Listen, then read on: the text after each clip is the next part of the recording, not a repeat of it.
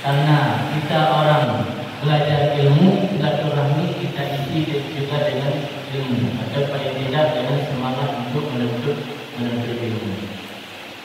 Ketahuilah, kita datang ke sini atau posisi adik-adik yang ada di sini sebenarnya siapa?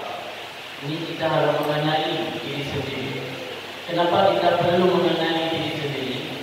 Karena Nabi sampaikan dalam sebuah riwayat, halakal rukun lam ya'rif qadrahu.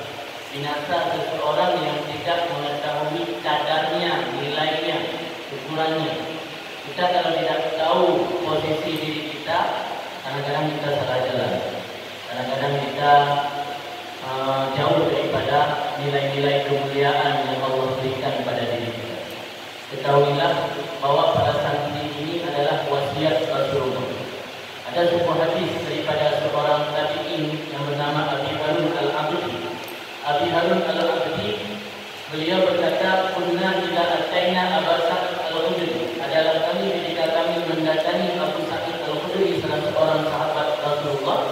Beliau selalu menjemput dan menyambut Abu Harun Al-Abdi ketika datang kepada Abu Sa'id Al-Khudri dengan ucapan marhaban bi wasiyati Rasulullah sallallahu alaihi wasallam.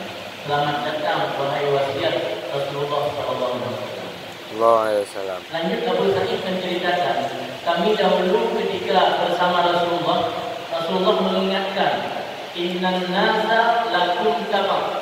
Sesungguhnya manusia bagi kalian itu akan mengikuti. Innan nasa lakum taba, kalian akan diikuti oleh manusia. Wa innahum sayatunakum min aqtaril ardi. Mereka akan datang dari seluruh penjuru bumi, yatafaqahu fid-din, untuk belajar tafaqquh, memahami ilmu agama. Apa wasiat Rasul kepada Abu Sa'id Al-Khudri? Fa idza ja'ukum fastawsu bihim khairan. Apabila mereka datang belajar ilmu agama kepada kalian nanti, maka wasiatkan kepada mereka kebaikan-kebaikan. Maka disebut pada santri, para talabah ilmi, disebut dengan wasiat Rasulullah. Di antum semua ini adalah wasiat Rasulullah. Ilmu adalah warisan Rasul. Maka lembaga daya atau lembaga yang mengajarkan ilmu agama menyimpan dua kemuliaan sekaligus. Pertama, warisan Rasulullah. Yang kedua adalah wasiat Rasulullah. Kita adik-adik para santri harus mengenali dan mengetahui jati diri kita. Kita sebenarnya adalah wasiat Rasulullah. Kita orang yang dimuliakan Allah. Jadi jangan pernah beranggapan kalian datang tinggal di pondok atau di daerah seolah-olah kita anak buangan. Kami sering melarang para santri menyebut pesantren atau daerah dengan sebutan penjara. Walau ada kalimat penjara suci. Karena penjara itu identik dengan orang-orang jahat. Orang yang tinggal di daerah bukan orang-orang jahat, tapi orang yang tinggal di daerah adalah wasiat dari Rasulullah. Orang yang menjaga warisan Rasulullah. Santri wasiat, ilmu adalah warisan Rasulullah. Maka kita yang diantar oleh orang tua untuk mondok atau tinggal di daerah, seharusnya kita berbangga hati dan bersyukur memiliki orang tua yang sayang kepada kita. Karena salah satu indikator kita mendapatkan mati dalam keadaan husnul khatimah, bagaimana kata Ibnu Hajar Al-Haytami, adalah dengan tafaqquh. At-tafaqquh fid-din min alamati husnul khatimah. Paling tidak kalian dengan belajar ilmu agama bertafaqquh fid-din, kalian sudah memiliki alamah, memiliki indikator mati dalam keadaan husnul khatimah. Tinggal bagaimana kita merealisasikan kehidupan kita sehari-hari dengan beramal saleh. Indikator mati dalam keadaan husnul khatimah sudah ada di tangan kita. Bukankah kesuksesan yang sebenarnya adalah kesuksesan karena mati dalam keadaan husnul khatimah. Itu adalah posisi kita sebagai penuntut ilmu, adalah wasiat daripada Rasulullah. Maka karena itu kita harus sadar bahwa dengan belajar ilmu hidayah atau di lembaga agama manapun, kita sudah menjadi bahagian daripada kemuliaan yang luar biasa, yaitu wasiat Rasulullah dalam rangka menjaga warisan Rasulullah. Jadi wasiat dan warisan sekaligus luar biasa. Kemudian tentu yang namanya sebuah kebaikan pasti tidak luput dari tantangan-tantangan. Apapun kebaikan yang kita kerjakan, termasuk menuntut ilmu, tidak luput dari yang namanya rintangan, ujian, kesabaran, dan cobaan-cobaan. Maka salah seorang ulama, yaitu Al-Khatib Al-Baghdadi, beliau menyampaikan dalam sebuah makalah beliau, al-ilmu syai'un la yu'tika ba'dahu hatta tu'tiyahu kullah. Ilmu itu adalah sesuatu yang dia tidak memberikan untukmu sebahagiannya saja, sehingga kamu mengorbankan diri kamu secara totalitas. Kita harus berkorban untuk ilmu secara totalitas, baru ilmu memberi kita hanya sebahagian. Bayangkan kalau kita hanya sebahagian untuk ilmu. Bayangkan kalau kita hanya 10/10 untuk ilmu. Berapa sih ilmu yang akan memberi dirinya untuk kita? Kita berkorban secara totalitas saja, ilmu tidak memberi dirinya secara total, tapi hanya sebahagian saja. Kalau fokus kulli ilmin alimun, di atas langit tetap ada langit. Masih ada orang yang lebih tinggi ilmunya lagi. Karena ilmu yang dimiliki sepenuhnya adalah Allah Ta'ala yang memiliki ilmu seutuhnya. Nabi atau baginda Nabi Muhammad pun sudah terbagi lagi, hanya yang diberikan oleh Allah, apalagi untuk kita sekarang.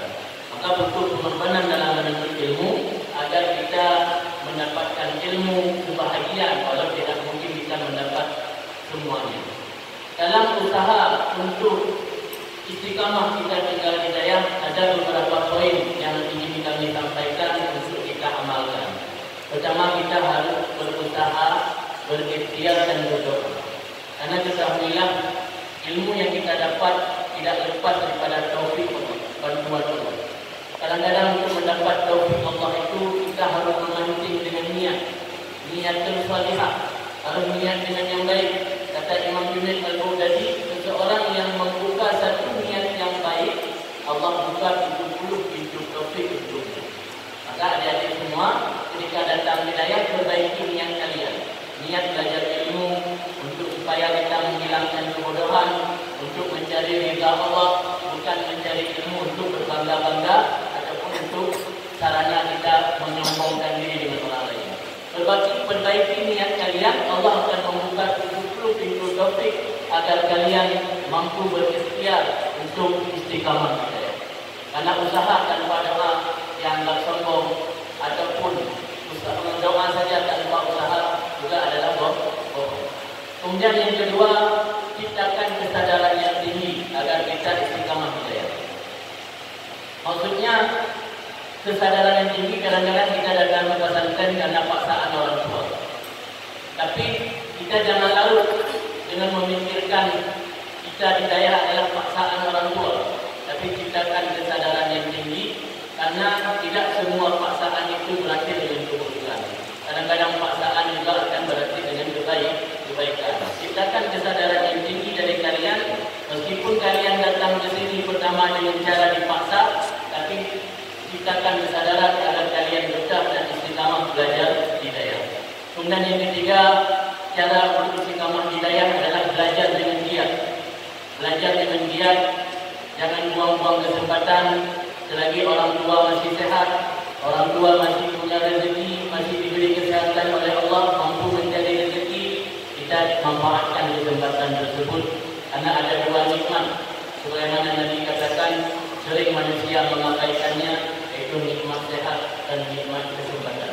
Selagi masih ada kesempatan, manfaatkan untuk kegiatan belajar supaya belajar kita bertambah giat dan bertambah lagi.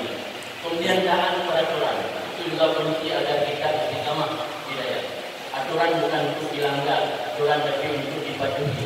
Taat kepada aturan yang telah ditetapkan oleh guru di sini. Kemudian yang kelima, untuk istiqamah hidayah, ingat apa tujuan kalian datang hidayah. Apa tujuan datang hidayah? Hanya untuk menambah kapasitas kamar, atau datang hidayah hanya untuk tidur-tidur dan lain saja? Ingat tujuan kita datang hidayah itu akan menjadi yang baik untuk kita istiqamah dalam belajar. Mungkin itu saja poin-poin yang ingin kami sampaikan. Selebihnya sudah sering disampaikan oleh Abu Doktor di sini. Karena tujuan awal kami ke sini hanya untuk silaturahmi, mudah-mudahan bermanfaat. Dan satu lagi yang ingin kami ingatkan, bagaimana kata Sayyid Muhammad bin Alawi Al-Maliki, salah seorang ulama Ahlussunnah yang ada di Makkah. Beliau wafat pada tahun 2004 Masehi kemarin. Beliau pernah mengatakan bahwa al-ilmu bil ta'allum wal barakah bil khidmah wan naf'u bil thaqah. Ingin mendapat ilmu maka harus belajar, karena ilmu tidak mungkin diwarisi. Banyak anak ulama yang tidak jadi alim karena ilmu tidak bisa diwarisi, harus belajar. Untuk mendapat keberkahan harus khidmat. Khidmat kepada ahli ilmu, khidmat kepada guru, khidmat kepada pondok, khidmat kepada teman seangkatan, teman belajar. Karena ayah kita, kata Nabi, ada 3. Abah kita salah satu. Ayah kamu itu ada 3. Pertama, allati waladaka, ayah biologis yang melahirkan kita. Yang kedua, allati zawwajaka ibnatahu, ayah yang menikahkan putrinya, ayah kedua. Dan ketiga, allati allamaka, ayah yang mengajarkan ilmu kepada kamu. Maka di Aceh kenapa sering disebut para tuan guru dengan panggilan al-walid, panggilan ayah, panggilan abu? Karena memang dasar hadis tadi, orang yang mengajarkan ilmu kepada kita juga disebut ayah. Maka tidak berlebihan di Aceh kepada ulama disebut ayah oleh para santri, karena ayah rohani atau ayah yang mengajarkan ilmu. Berkhidmat kepada orang tua, berkhidmat kepada guru, berkhidmat kepada teman. Karena teman adalah ibarat saudara kandung kita pada satu ayah ilmu. Jadi ingin dapat keberkahan, maka kita harus berkhidmat. Ingin ilmu kita bermanfaat, kita harus taat kepada guru, taat kepada Rasulullah, taat kepada Allah Subhanahu wa taala. Mungkin ini saja yang dapat saya sampaikan dalam kesempatan ini. Mudah-mudahan bermanfaat. Ada satu amalan dari Imam Syafi'i, beliau termasuk ulama yang mutafannin, yang banyak menguasai tanpa ilmu. Beliau mengajarkan satu istighfar yang dibacakan setiap habis subuh. Setiap habis subuh baca istighfar yang diriwayatkan oleh Imam Syafi'i, bisa manfaatnya untuk liwas rezeki, untuk luah rezeki, walifah ilmi, dan juga untuk mudah memahami ilmu.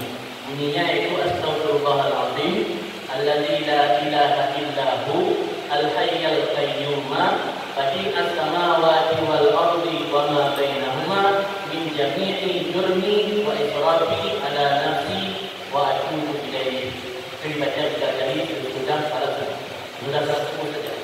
Itu amalan kepada Imam Syafi'i. Mudah-mudahan dengan wasilah beliau kita diberikan ilmu sebagaimana Allah telah memberi ilmu kepada beliau yang terkenal dengan mutafannin, sangat banyak memiliki berbagai disiplin ilmu. Ini saja dalam kesempatan ini, mudah-mudahan bermanfaat dan mudah-mudahan Allah memberi ganjaran pahala atas silaturahmi kita pada malam yang berbahagia ini. Selanjutnya saya akhiri dan Allah yang menghormati.